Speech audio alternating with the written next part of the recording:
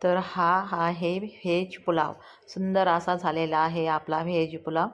तर ह्याची रेसिपी बघूया आपण. तर नमस्कार सगळ्यांना. तर मी इथं घेतलेला आहे 500 ग्रॅम बासमती तांदूळ. ही स्वच्छ पाण्याने धुवून घेणार आहे 2-3 पाण्याने. आता ही 2-3 पाण्याने मी धुवून घेतली, तुम्ही बघू शकता. आता ही 5 मिनटं मी बाजूला ठेवून देणार आहे. आता इकडे मी उभा चिरलेला कांदा घेतला आहे.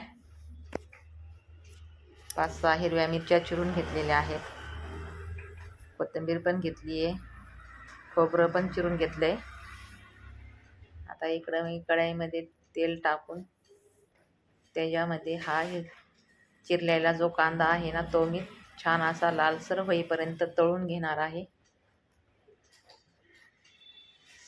या कांद्याला सतत असं फिरवत राहायचं, म्हणजे आपला कांदा जो आहे तो करपणार नाही एका साईडनीच. तर आपला हा कांदा लालसर झालेला आहे. तर मी आता हे कांदा काढून घेणार आहे. तर कुरकुरीत असा हा कांदा झालाय.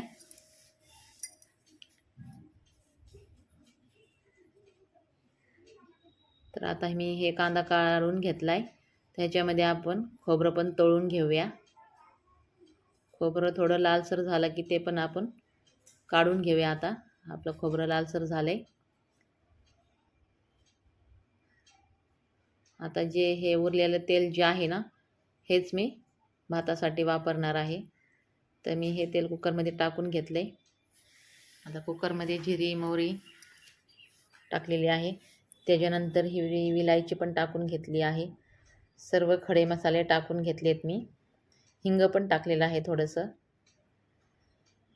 तेजपत्ता टाकलेला आहे वरून. आता हे आलं लसणाची पेस्ट पण मी ह्याच्यामध्ये टाकून घेतली आणि छानपैकी ह्याला परतून घेतलं आहे. त्याच्यानंतर ह्या हिरव्या मिरच्या पण टाकून घेतल्यात 2-4. आता हे थोडं परतून झाल्याच्या नंतर ह्याच्यामध्ये टोमॅटो टाकून घेऊया आणि ते पण छान असं बारीक होईस्तोवर परतून घेऊया. तर आपला टोमॅटो असा बारीक झालेला आहे. तर त्याच्यामध्ये आता आपण हे सोयाबीन टाकूया 1 वाटीभर.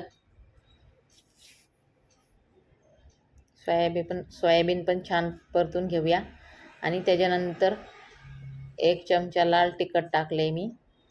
घरचा काळा मसाला पण टाकलेला आहे आणि त्याच्यानंतर आमचूर पावडर, बिर्याणी मसाला हे सर्व टाकून परत एकदा ह्यांना छानपैकी असं परतून घेऊया.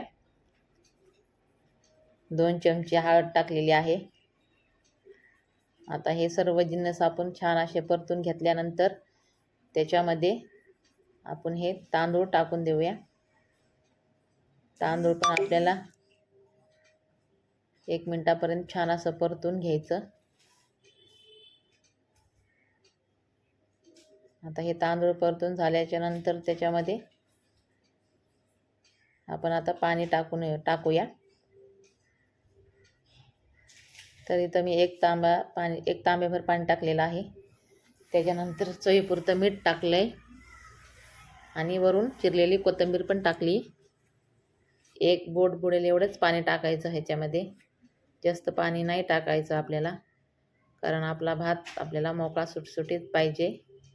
आणि हा चिरलेला बटाटा पण टाकून घेतलाय वरून मी. आता हे कुकरचं झाकण लावून घेऊया आणि 2 ते 3 शिट्ट्या काढून घेऊया. तर आपल्या 3 शिट्ट्या झालेल्या आहेत.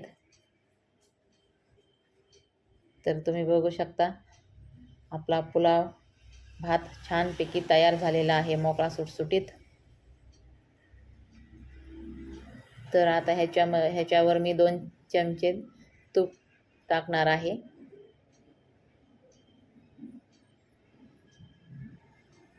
आता हे तूप टाकून घेतलंय मी.